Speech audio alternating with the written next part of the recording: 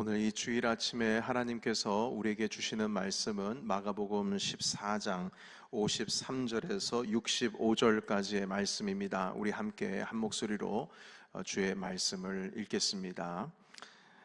마가복음 14장 53절에서 65절까지의 말씀 함께 읽습니다. 자, 시작. 그들이 예수를 끌고 대제사장에게로 가니 대제사장들과 장로들과 서기관들이 다 모이더라. 베드로가 예수를 멀찍이 따라 대제사장의 집들 안까지 들어가서 아랫사람들과 함께 앉아 불을 쬐더라. 대제사장들과 온 공회가 예수를 죽이려고 그를 칠 증거를 찾되 얻지 못하니 이는 예수를 쳐서 거짓 증언하는 자가 많으나 그 증언이 서로 일치하지 못함이라. 어떤 사람들이 일어나 예수를 쳐서 거짓 증언하여 이르되 우리가 그의 말을 들으니 손으로 지은 이 성전을 내가 헐고 손으로 짓지 아니한 다른 성전을 사흘 동안에 지으리라 하더라 하되 그 증언도 서로 일치하지 않더라. 대제사장이 가운데 일어서서 예수에게 물어 이르되 너는 아무 대답도 없느냐? 이 사람들이 너를 치는 증거가 어떠하느냐 하되 침묵하고 아무 대답도 아니하시거늘 대제사장이 다시 물어 이르되 네가 찬송받을 이의 아들 그리스도냐? 예수께서 이르시되 내가 그니라. 인자가 권능자의 우편에 앉은 것과 하늘 구름을 타고 오는 것을 너희가 보리라 하시니 대제사장이 자기 옷을 찢으며 이르되 우리가 어찌 더 증인을 요구하리요? 그 신성 모독하는 말을 너희가 들었도다. 너희는 어떻게 생각하느냐 하니 그들이 다 예수를 사형에 해당한 자로 정죄하고 어떤 사람은 그에게 침을 뱉으며 그의 얼굴을 가리고 주먹으로 치며 이르되 선지자 노릇을 하라 하고 하인들은 손바닥으로 치더라. 아멘. 내가 그니라 라는 제목 가지고 주님의 말씀 함께 나누겠습니다. 그 예수님은 십자가에서 돌아가시기 전에 그 유대인들에게 있어서 최고의 법정 기관인 그 산헤드린 공회에서 대제사장 그리고 서기관들, 바리새인들, 그 종교 지도자들 앞에서 신문을 받으셨습니다. 예수님을 오랜 기간 동안 죽이려고 마음을 먹고 있었던 유대 지도자들이 기회를 엿보고 있다가 그 겟세마네 동산에서 마지막으로 주님 앞에 하나님 앞에 기도하고 있는 예수님을 잡아서 그리고 그 새벽에 그 깊은 밤중에 예수님을 그 법정으로 끌고 간 겁니다.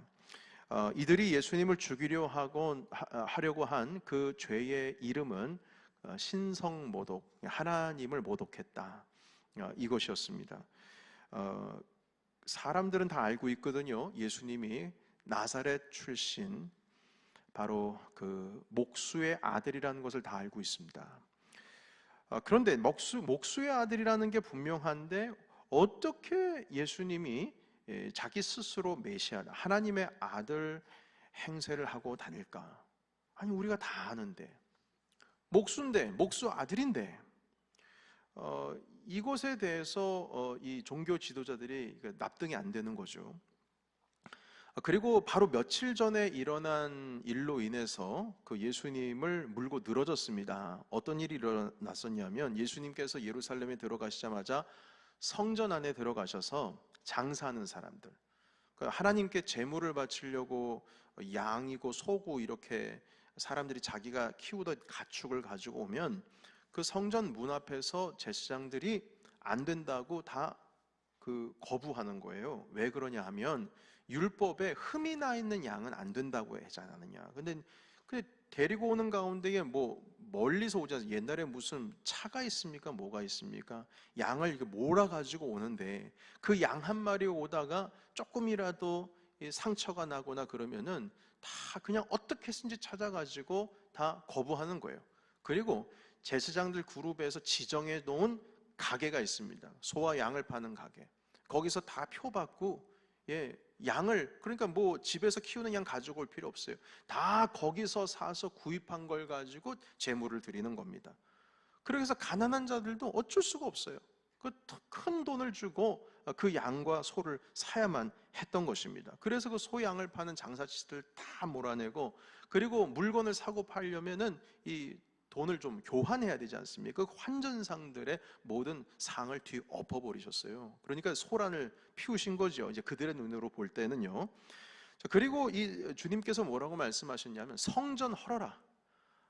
이렇게 하나님의 집을 더럽게 할 판에는 차라리 그럴 바에야 성전을 다 헐어버려라. 그러면 내가 3일 만에 다시 세우겠다.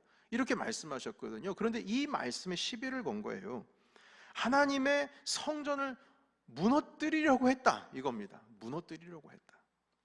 다른 성전을 짓는다는 것 자체가 하나님을 향한 반역이었죠. 당연히 당시의 율법으로는 하나님의 성전을 무너뜨리려고 한다? 이것은 주고 마땅한 일이었습니다. 그런데 문제는 뭐냐면, 예수님께서 하나님의 성전을 자기 스스로 무너뜨리겠다라고 하시는 말씀을 한 적이 없거든요. 그리고 예수님을 잡아가려고 수많은 증언들이 있는데, 이 성전을 무너뜨리려고 한다라고 하는 그 수많은 증언들이 있지만, 이 증언들이 서로 말이 앞뒤가 안 맞는 거예요. 서로 일치하지가 않습니다. 예수님께서는 너희들 이렇게 장사치로 만들고 이 성전을 강도의 구렬로 더럽게 오염을 시키려면 차라리 무너뜨려라. 그러면 내가 3일 만에 다시 세우겠다. 이렇게 말씀하셨어요. 직접 성전을 무너뜨리려고 하는 것이 아니라, 유대 지도자를 이렇게 그럴싸하게 너희들이 무너뜨려라. 그럼 내가 다시 세우겠다. 이렇게 말씀을 하셨는데, 그 유대 지도자들의 증언에는 예수님이 성전을 무너뜨리려고 했다. 이렇게 걸고 넘어진 겁니다. 다 거짓이었죠. 어떻게든 주님을 올가매려고 잡아가두려고 한 증언이었던 겁니다. 이 종교 지도자들이 예수님을 바라볼 때에 율법을 폐하는 자, 그리고 성전을 무너뜨리려고 하는 자, 하나님을 모욕하는 자, 당신이 스스로 아들이라고 그렇게 말씀을 하시니까요. 이 신성모독, 이 죄로 인해서 죽이려고 했지만, 여러분, 정작 그 율법을 어기고 성전을 더럽게 하는 사람은 누구였냐면, 지금 예수님을 고발하고 있는 유대 지도자들이 율법을 어기고 있습니다. 왠 줄 아십니까? 예수님 잡아서 지금 채찍질 하지 않습니까? 이 산헤드린 공회 종교 지도자들은요, 크게 지금 이 상황 속에서 크게 두 가지의 율법을 어기고 있습니다. 그 첫 번째는 무엇이냐면, 지금 이 상황이 벌어지고 있는 때가 유월절입니다. 그런데 유월절에는 어떤 형 집행도 할 수가 없습니다. 유월절은 안식해야 됩니다. 어떤 재판도 있을 수 없어요. 심지어는 당일 재판하고 당일 사형 집행하는 것은 율법에도 어긋납니다. 불법이에요. 그런데 그 유월절 새벽에 모든 유대인들이 다 잠자고 있을 때에 급하게 예수님 잡아와서, 유대인들이 다 안식을 취하고 유대인들이 이 유월절을 지켜야 할 그때에 그날 새벽에 재판을 하고 아침 일찍 십자가에 달아 죽인 겁니다. 여러분, 이건 불법입니다. 이건 율법을 어긴 거예요. 그러니까 이것 자체가 율법을 어긴 자로서 주님을 율법을 폐하는 자가 됐다라고 하면서 주님을 올가매는 것이죠. 두 번째는 무엇이냐면, 율법에 의하면 재판에 참여하기 위해서, 그 재판이 성사가 되기 위해서는 증인이 반드시 2명이 필요합니다. 율법입니다. 적어도 이 2명의 증인이 말을 할 때 그 말이 서로 일치해야 합니다. 일치하지 못하면 심판을 할 수가 없어요. 그런데 예수님의 죄를 고발하는 이 증인들이 말을 다 쏟아내는데 보니까요, 서로 맞지가 않는 거예요. 앞뒤가 안 맞아요. 그러니까 증인은 넘쳐나지만 일치하는 증인, 말을 일치하는 증인이 2명도 안 됐습니다. 그럼에도 불구하고 주님을 심판하고 있습니다. 이것 또한 율법을 어긴 거예요. 그러니까 이들이 정작 자신들이 하나님의 율법을 어겨가면서 예수님을 지금 정죄하고 있고, 예수님을 신성모독한다라고 얘기하고 있고, 본인들이 스스로 성전을 더럽히면서 강도의 구럴료 만들면서 예수님의 성전을 무너뜨리려고 했다. 그것으로 주님을 십자가에 못 박혀 죽게 하려고 하는 겁니다. 그러나 율법에 의해서 반드시 죽어야 될 사람은 예수님이 아니라 그들 자신이었죠. 대제사장은 예수님께 직접 물었습니다. 네가 하나님의 아들 그리스도냐? 그런데 여러분, 이 그리스도냐라고 물어볼 때 이 뜻은 무슨 뜻이냐면 네가 하나님의 아들 메시아냐 이렇게 묻는 것과 같습니다. 왜냐하면 메시아라고 하는 것은 히브리어고요, 그리고 그리스도라고 하는 것은 메시아를 번역한 헬라어입니다. 그러니까 그리스도나 메시아나 같은 말이에요. 여러분, 그러자 예수님께서는 뭐라고 말씀하시냐면 내가 그니라, 내가 그니라 이렇게 말씀하셨습니다. 그동안 아무 말씀을 없으셨다가 침묵하고 계셨다가 그 질문에는 분명한 답을 하셨어요. 내가 그다. 네가 말하고 있는 그가 바로 나다.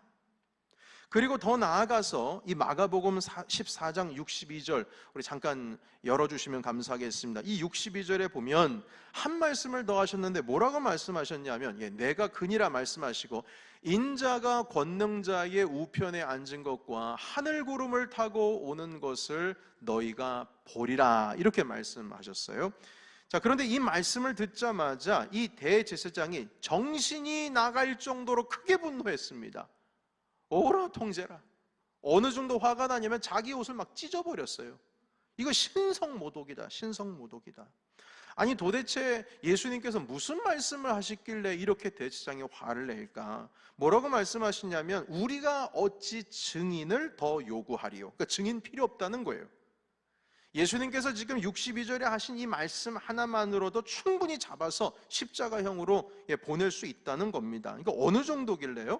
여러분, 이 62절에 있는 말씀 보시게 되면 내가 그니라 하시면서 인자가 권능의 우편, 어디라고요? 좌편이 아니고 어디예요? 우편, 오른쪽에 앉은 거, 그리고 하늘구름을 타고 누가 와요? 인자가요. 여기서 인자라고 하는 것은 Son of Man입니다. 사람의 아들. 그 인자가 구름 타고 오는 것을 너희가 볼 것이다 이렇게 말씀하셨어요. 이 말씀은요 시편 110편에 있는 말씀과 다니엘서 7장 13절에 있는 말씀을 주님께서 하신 건데요. 먼저 시편 110편 1절 말씀 읽어볼까요? 자, 시작. 여호와께서 내 주에게 말씀하시기를 내가 내 원수들의 내 발판이 되게 하기까지 너는 내 오른쪽에 앉아 있으라 하셨도다. 아멘. 여호와께서 내 주에게 말씀하시기를, 이 내 주라고 하는 것은 메시아를 의미합니다. 그 메시아에 대한 예언시입니다. 그런데 그 메시아가 어디 앉아 계십니까? 너는 내 어디예요? 좌편이 아니고 오른쪽에 앉아 있으라. 그러니까 이 시편 110편에 있는 말씀을 우리 예수님께서 인용하신 거예요. 그 우편에 앉아 계신 분이 구름 타고 올 것이라고. 그러니까 이 말씀을 하신 것 자체가 내가 바로 시편 110편에서 말씀하시는 그 메시아다 이렇게 얘기한 거예요. 두 번째 다니엘서 7장 13절의 말씀 보실까요? 우리 같이 읽겠습니다. 자, 시작. 내가 또 밤 환상 중에 보니 인자 같은 이가 하늘구름을 타고 와서 옛적부터 항상 계신 이에게 나아가 그 앞으로 인도되매. 아멘. 여러분 여기 보시게 되면 인자 같은 이가 이렇게 되어 있습니다. Son of Man입니다. 사람의 아들이에요. 그 사람의 아들의 형태를 하고 있는 어떤 존재가 하늘구름을 타고 와서 그 앞으로 인도되었다 말씀하십니다. 그런데 주님이 뭐라고 말씀하셨어요? 그 인자가 바로 하늘구름을 타고 올 것이다. 그 사람이 바로 나다. 그러니까 다니엘서 이 7장에 있는 인자와 같으니 이것도 바로 메시아를 의미하는데 다니엘 선지자께서 본 그 환상 가운데 있는 그 사람이 자기라는 거예요. 본인이라는 겁니다. 그래서 본인이 메시아라는 거예요. 여러분 그래서 보시게 되면 이 7장 13절에 있는 말씀에 보면요, Son of Man 할 때 앞에 A가 붙습니다. A Son of Man. 그러니까 사람의 아들처럼 보이는 어떤 존재가 이렇게 표현할 수가 있는데 우리 예수님께서 62절에는 뭐라고 말씀하신 줄 아십니까? 62절 다시 한번 스크린 좀 열어주시겠어요? 보시면 I will see 그 다음에 뭐예요? The Son of Man. 이 뜻은 무슨 뜻이냐면 그 다니엘서에서 말씀하신 바로 그 사람, 그 사람의 아들이 바로 누구라고요? 나라고요. 그 사람의 아들처럼 생긴 그 존재가 누구냐? 그 사람이 바로 나다. 내가 사람의 아들 아니냐?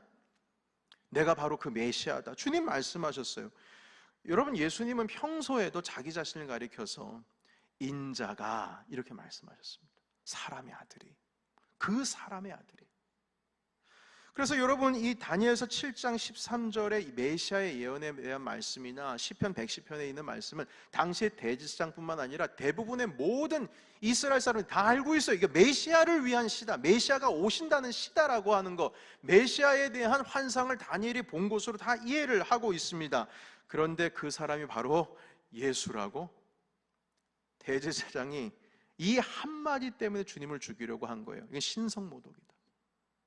내가 이 사람은 목수의 아들이라는 것을 다 아는데 어떻게 하나님의 아들이냐? 다니엘 7장에 있는 말씀과 시편 110편에 있는 그 사람이 본인이라고 말할 수가 있느냐? 이것은 왜 다 봤지? 다 봤지?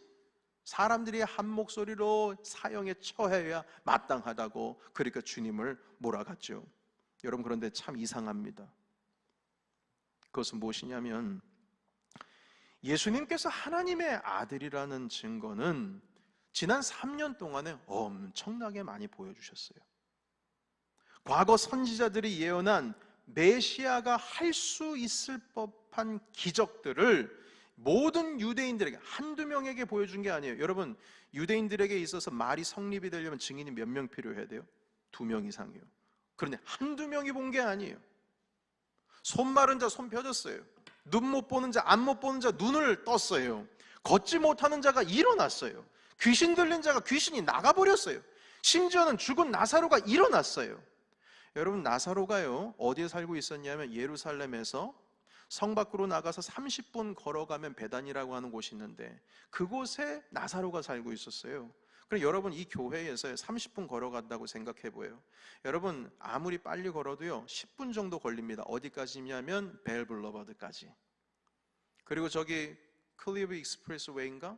거기까지 가려면 또 10분 정도가 걸려요. 그러니까 여러분, 어느 정도 30분 거리가 어느 정도 좀 대략 감이 오시죠?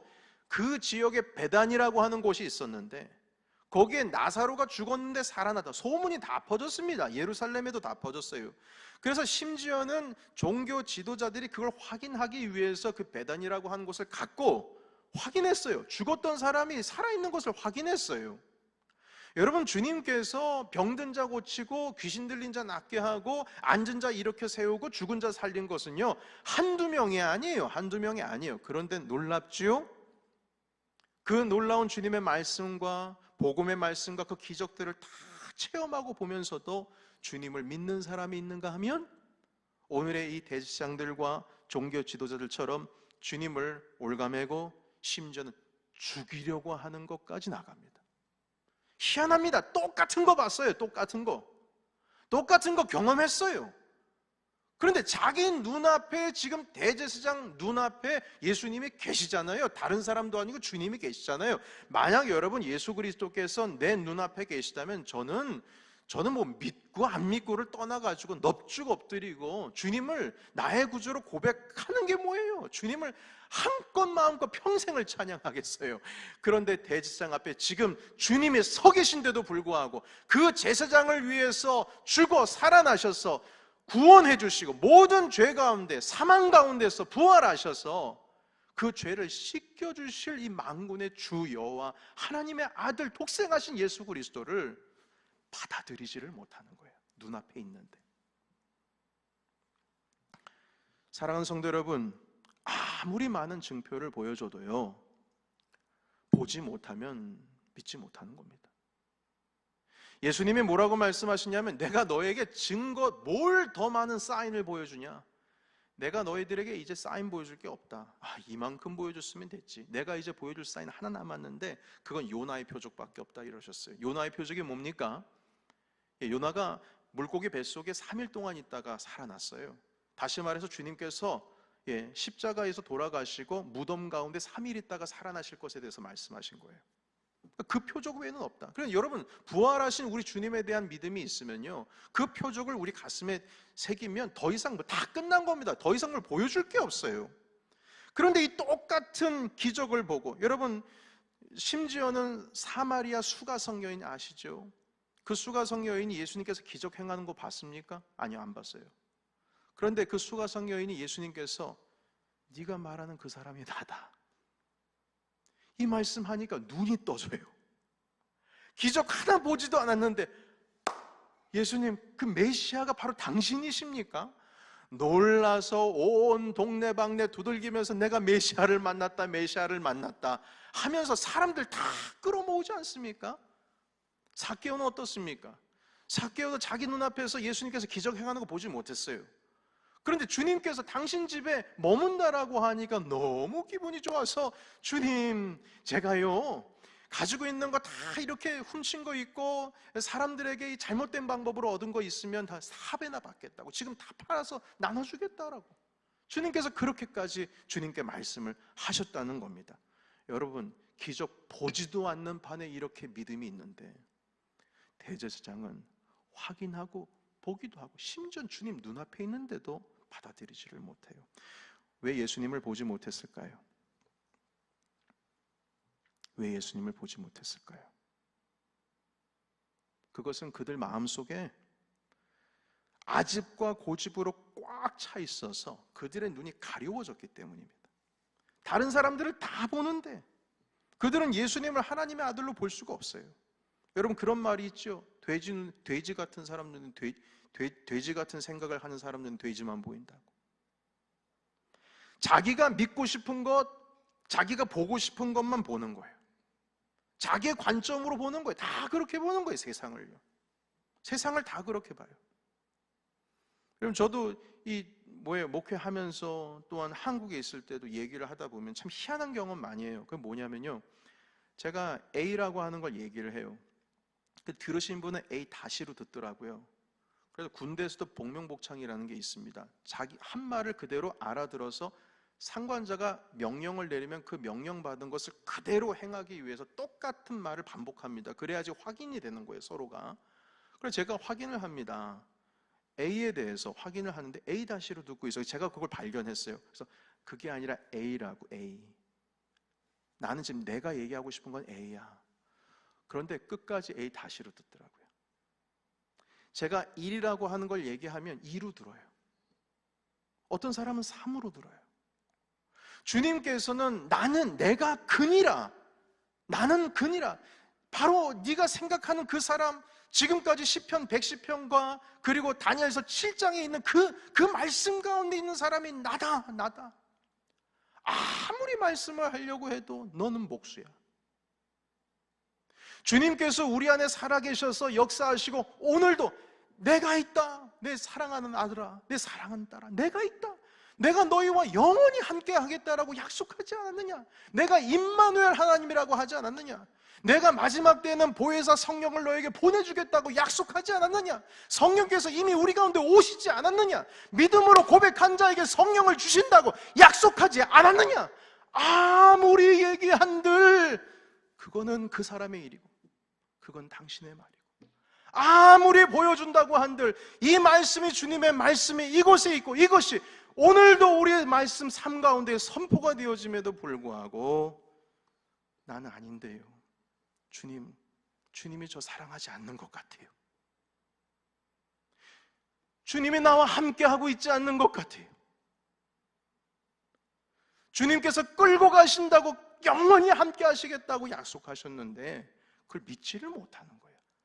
안 느껴지니까 눈이 가려워진 거예요. 세상에는 어떤 사람에게는 아무 일도 아닌 거, 이걸 가지고 크게 화내는 사람들이 있어요. 다른 사람들이 볼 때 뭘 이런 거 가지고 화가 내나. 어떤 사람에게는 커다란 문제가 아니지만 어떤 사람에게는 감당할 수 없는 시련으로 받아들일 때가 있어요. 예수님께서 말씀하시거든요. 내가 세상을 이겼노라. 담대하라. 내가 세상을 이겼노라. 담대하라. 내가 세상을 이겼노라. 그런데 담대할 수가 없어요. 안 보이는 걸. 어떻게 합니까? 내가 그니라, 내가 바로 그다, 이렇게 말씀하시는데 대지상 눈에는 안 보이는 거예요. 저의 큰아이가 지난 졸업 예배 때 여기서 한 5분 정도 간증을 한 적이 있는데, 그 이야기를 제가 좀 다시 말씀을 드리자면 이제 부모의 관점에서 얘기하는 겁니다. 큰아이가 팬데믹 막 시작할 때쯤에 농구를 하다가 오른쪽 무릎 연골 반월판이 찢어졌습니다. 크게 찢어져서 그걸 떼내야 되는, 재생이 안 됩니다.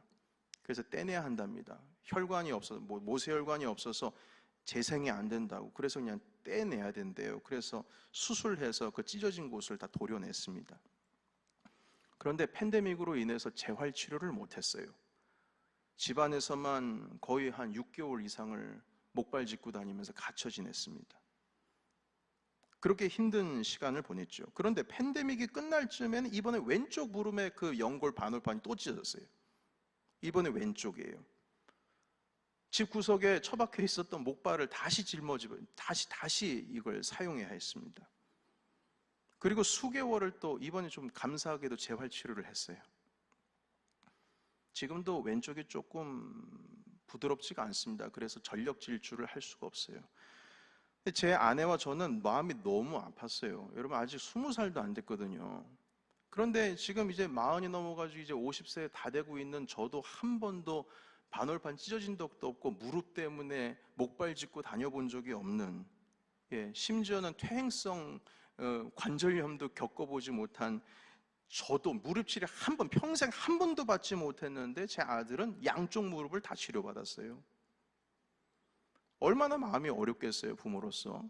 한 번은 제 아내가 너무 마음이 힘들어가지고 그 내색을 제 아이에게 했어요. 막 혼내면서, 그러니까 조심하라고, 뛰어다니지 말고 조심하라고. 그런데 이 아이가 엄마가 너무 힘들어하는 모습을 보니까 이렇게 얘기를 해요. 엄마, 오히려 이게 나에게 더 좋은 기회가 될 수가 있어. 전 그렇게 생각해요. 그럼 엄마 너무 힘들어하지 마요. 그리고 이런 얘기를 하더라고요. 성경에 그 말이 있잖아요. 모든 것을 합력하여 선을 이루신다고. 주님께서 이 기회를 통해서 나를 더 스트롱하게 해주시는 거예요. 너무 그렇게 걱정하지 마세요. 왜 이미 지나간 일인데 왜 이렇게 힘들어해요? 그리고 나서 애가 이제 운동을 하기 시작하더라고요. 스스로 재활을 하는데, 지금은요, 학교에서 이렇게 데드리프팅인가 이렇게 그걸 하는데 고등학교에서 랭킹 1위래요. 자기가 언젠가 한번 사진 찍어서 왔더라고요. 지금 가슴이 그냥 저보다 더 커요. 어깨가 묵직한데 그때 볼링 몇 주 전에 치고서 스트라이크 치고 좋다고 하면서 저는 하이파이브를 하는데 쳤는데 이 손이 얼얼 하더라고요. 그래도 감사하게도 장단지는 요즘 제가 더 두껍습니다. 아직은.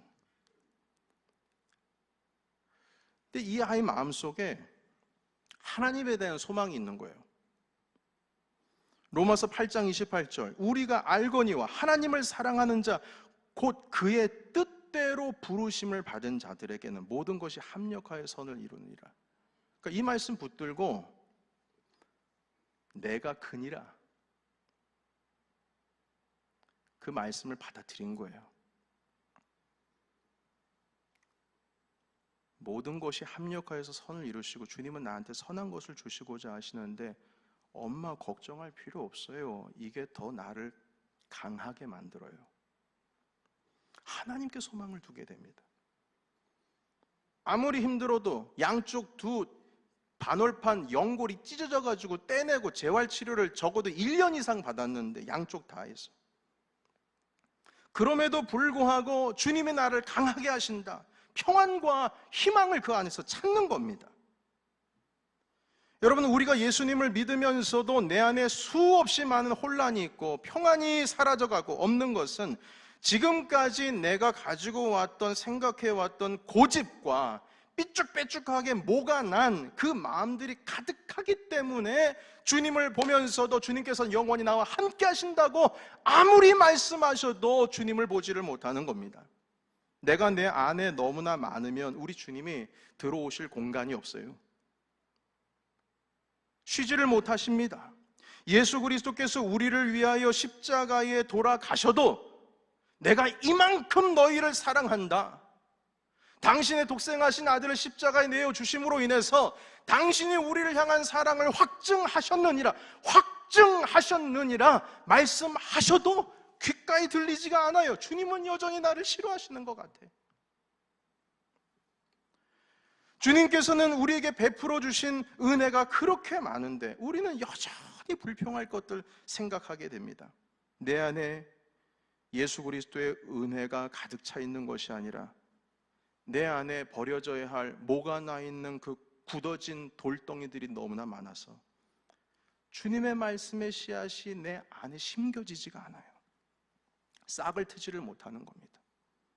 똑같은 예배를 드리는데도 어떤 사람은 큰 은혜를 받고, 어떤 사람은 똑같은 찬양을 해도 하나님의 은혜 가운데 감동이 밀려오는데, 그 똑같은 예배 가운데 어떤 사람은 졸기도 하고 어떤 사람들은 박수 몇 번 치다가 그냥 돌아갑니다. 마음의 변화가 없습니다. 어느 누구에게는 큰 은혜가 되는 그 현장이 어느 누구에게는 메마른 곳이 되어가고 있습니다. 여러분, 예수님 안에 쉼이 있다고 하는데 나는 쉼을 모르겠는데, 예수님 안에서 평안이 있는데 난 모르겠는데, 예수님 안에서 승리가 있다고 하시는데 여전히 세상 가운데 담대하지 못하고 세상을 향해서 고개를 숙이고 다닙니다. 이거 다 우리 안에 수많은 뭐가 나 있는 내 아집과 고집들로 똘똘 뭉쳐있기 때문이에요.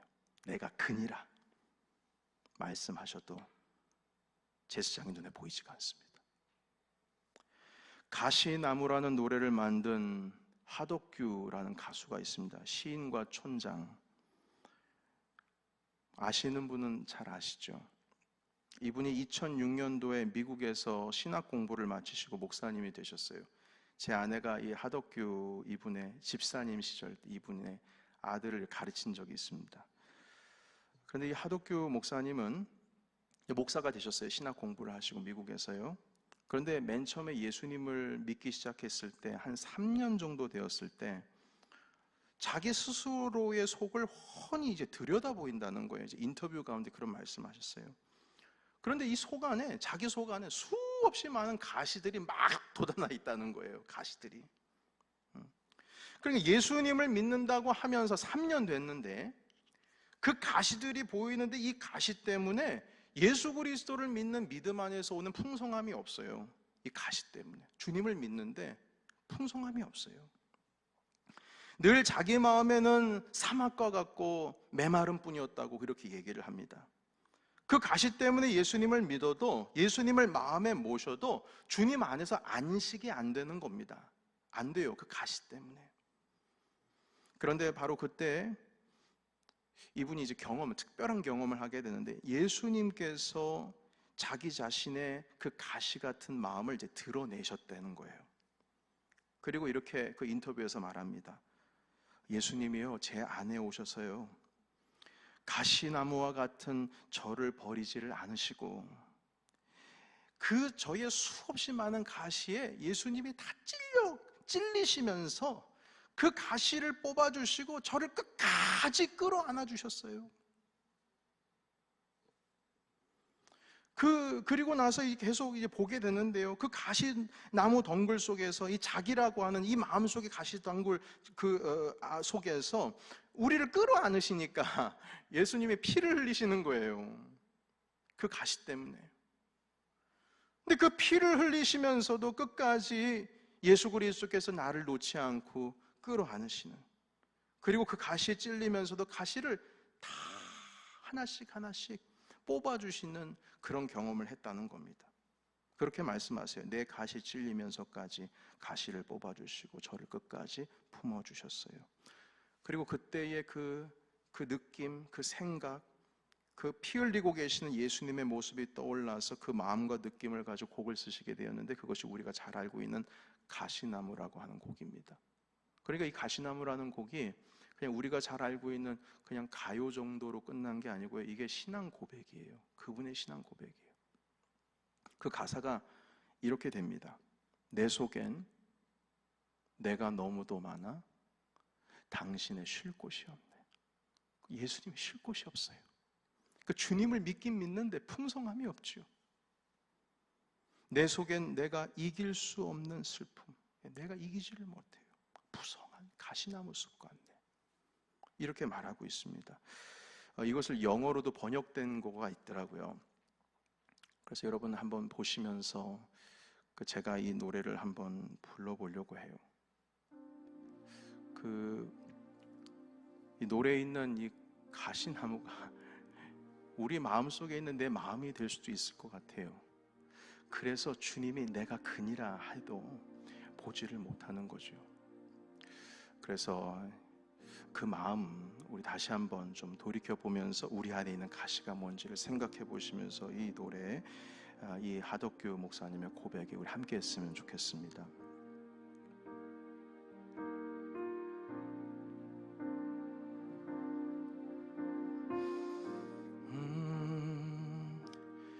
내 속에 내가 너무도 많아 당신의 쉴 곳 없네 내 속에 헛된 바램들로 당신의 편할 곳 없네 내 속엔 내가 어쩔 수 없는 어둠 당신의 쉴 자리를 뺏고 내 속엔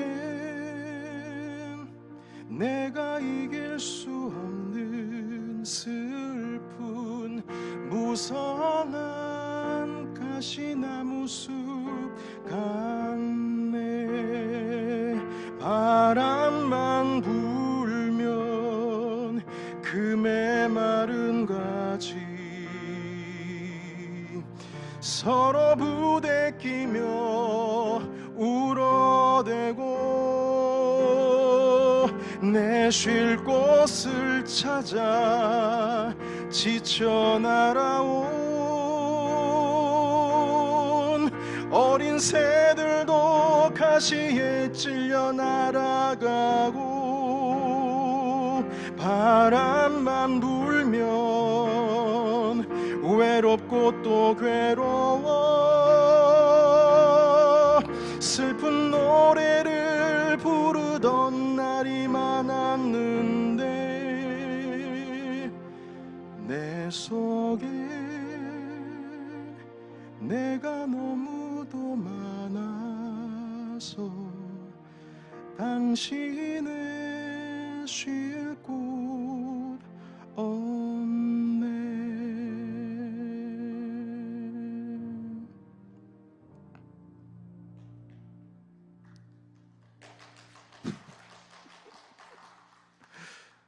박수 받기 위해서 노래한 건 아니고요. 감사합니다. 그런데 우리 마음속에 나도 모르는 가시들이 있어요. 그래서 주님이 내가 크다. 내가 너와 함께 있다.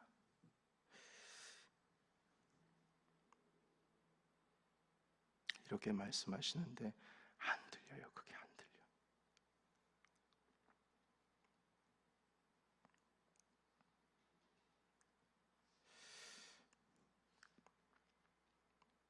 그래서 풍성하지가 않아요. 기쁨이 없어요. 좌절만 있어요. 제가 2층에 가면은요, 사무실에 2층에 있어서 멀리 이렇게 밖에 창문을 보면 아스팔트가 주차장에 깔려 있어요. 근데 그걸 보면서 생각한 적이 있어요. 3년 전엔 저게 없었는데. 지금은 이렇게 아스팔트가 깔려 있고 우리 성도들이 편하게 주차를 할 수 있구나. 감사한 마음이 있죠.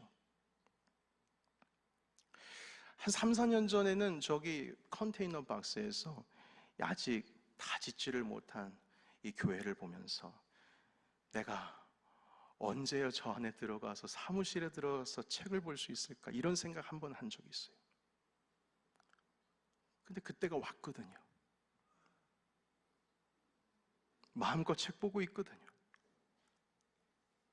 옛날에는 비 오고 눈 오면 그러면은 천정 무너질까봐 걱정했는데 지금 그럴 염려하지 않아도 되거든요. 그런데 저희 함께 기도하고 있는 목회자들 그룹 가가지고 이제 기도 제목을 나누는데 가끔 이제 제가 마음이 힘든 얘기를 할 때가 있어요. 교회가 지금 힘든데, 팬데믹 때입니다. 하나님께서 힘 주셔야 되는데 왜 이렇게 더디가 한지 모르겠다고. 그런 얘기를 드렸더니요, 그 목사님 중에 한 분이 뭐라 그러신 줄 아세요? 목사님은요, 그냥 감사하는 기도만 하세요. 그분 눈에는 제 삶 가운데 감사할 것밖에 없는 거예요. 그런데 제 눈에는 그게 아니에요.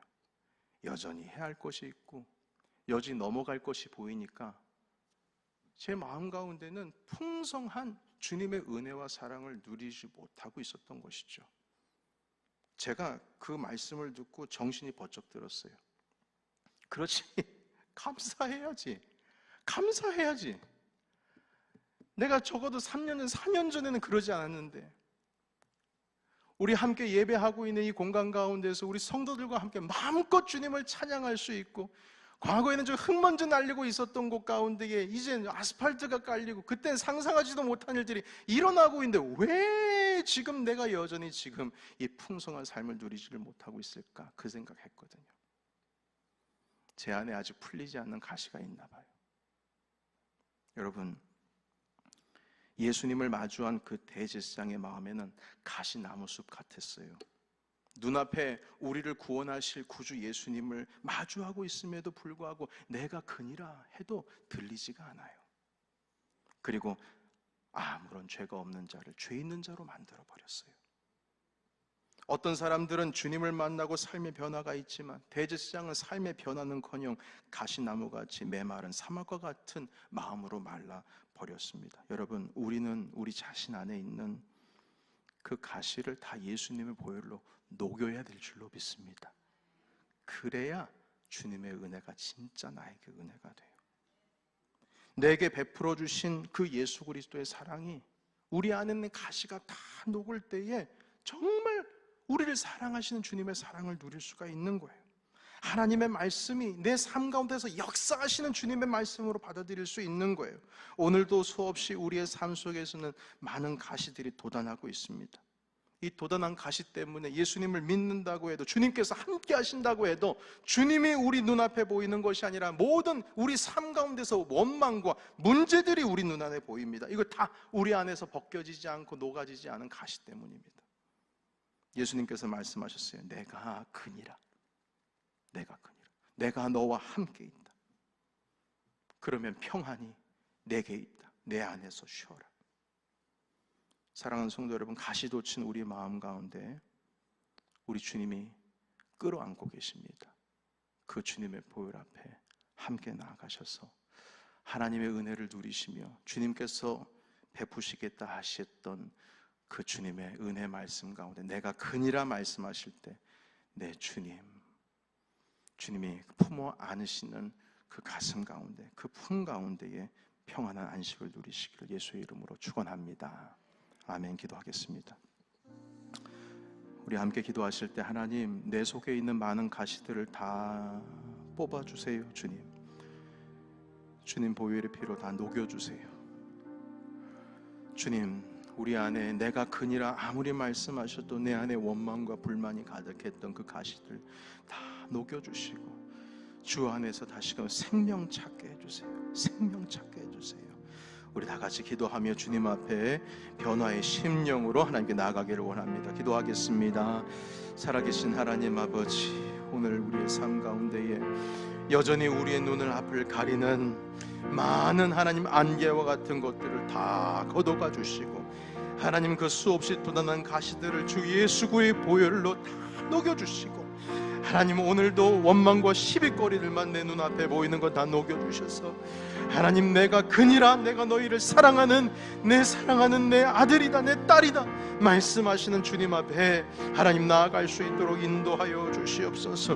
나를 위하여 십자가에 하나님 못 박혀 돌아가신 예수 그리스도의 보혈의 피를 이 시간 흥건히 하나님 내 삶 가운데에 적셔지게 하여 주시고 오늘도 여전히 주님의 사랑을 의심하는 모든 자들 가운데 찾아가 주셔서 하나님 하나님 아버지 그들을 끌어안아 주시고 주님의 보혈에 비로 깨끗하게 씻어 주시옵기를 간절히 원하옵나이다. 하나님 아버지의 사랑을 보게 하옵소서. 내가 그니라 내가 너와 함께하니라 말씀하신 것에 믿음 의심치 않게 해주시며, 하나님 아버지 우리 가운데 불만과 원망이 아니라 이것은 기도해야 할 제목이며 하나님께서 우리와 함께 하신다는 영원한 하나님 아버지 예수 그리스도의 십자가의 증표를 우리가 잊어버리지 않고 살아갈 수 있도록 도와주시옵소서. 이곳에 하나님 오늘도 좌절과 절망 가운데 빠져있는 우리 모든 성도들의 삶 가운데 찾아가 주셔서 하나님 문제를 해결하시기 전에 가장 먼저 하나님을 향한 그들의 믿음을 손봐 주시고, 하나님 아버지 가시가 놓쳐서 그리스도를 믿어도 삶의 풍성한 열매가 없는 모든 자들 가운데 위에 성령의 보혈로, 하나님 예수 그리스도의 보혈로, 성령의 기름 부으심으로 하나님 우리를 녹여 주시옵소서. 아버지, 이 시간 주님의 손에 우리를 의탁합니다. 그리스도의 보혈의 피가 우리의 삶 가운데 흘러가기를 원합니다. 우리 가시돋친 모든 마음을 녹여주시고, 내가 크니라 주님 말씀으로, 또한 하나님 주님 기도 가운데 당신을 우리 가운데 나타내 보이실 때에 감사함으로 주님 앞에 품에 안길 수 있는 우리 모두가 되게 하여 주시옵소서. 오늘도 이 말씀을 우리 가운데 치유와 회복이 일어나기를 원하며, 이 모든 말씀 살아계신 예수 그리스도의 이름으로 기도하옵나이다.